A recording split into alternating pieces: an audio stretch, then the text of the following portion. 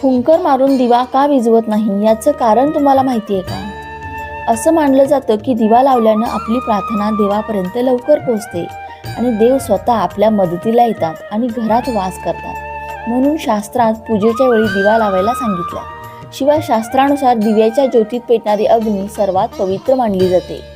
अशा परिस्थितीत जेव्हा आपण तोंडाने फुंकर मारून दिवा विझवतो तेव्हा आपल्या घरात देवदेवतांचा प्रवेश नको हे वस्तुस्थितीचं प्रतीक बनतं.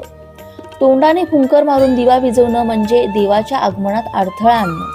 दिवाच नाही तर ज्या माचीसच्या काडीने दिवा पेटवला जातो ती देखील फुंकर मारून विझवू नये किंवा दिवा जमिनीवर घासून विझवणं योग्य मानलं जात नाही.